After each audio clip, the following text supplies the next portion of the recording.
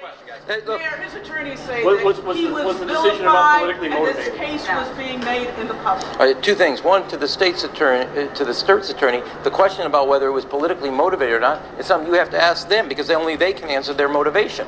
But I do know what the grand jury says, and I keep pointing you back to what the grand jury did when they saw just a piece of the data.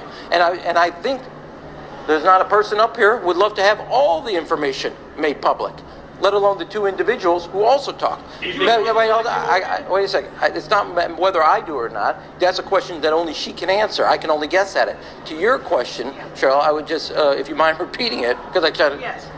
His attorneys say that he has been vilified, that this case was, that the case against him was done in public, and he's being judged. He's a person that brought this forward.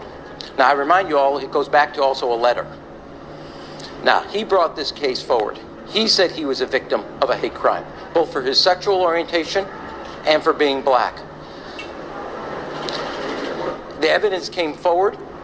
A grand jury saw the evidence, realized this was a hoax on the city, a hoax on hate crimes, a hoax on people of good values who actually were empathetic at first, and he used that empathy for only one reason.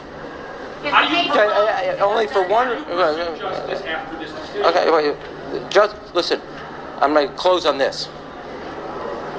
We just had one of the largest ceremonies for the police department in the history of the city. 297 men and women. Most diverse class representing all parts of this city. People from all walks of life and backgrounds and faiths who said they want to serve the city and serve the values of the city and help serve others in time and need. They are there to uphold the law, and they have their best training to do that. And I draw you in that contrast, people of all walks of life, as I said, graduates of our public schools, kids who grew up, whose parents were police officers, veterans of the armed forces who have a life of service. They were there to not only uphold the law, but the values that imbue and inform those laws. And now you have an individual who took those laws, turned them inside out, upside down, for only one thing: himself.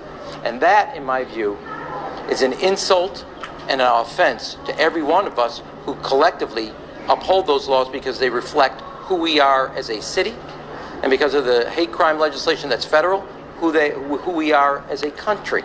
Thank you. Is the case closed, Superintendent? Can you tell us if the case is closed? Superintendent, can you tell us if the case is closed or not?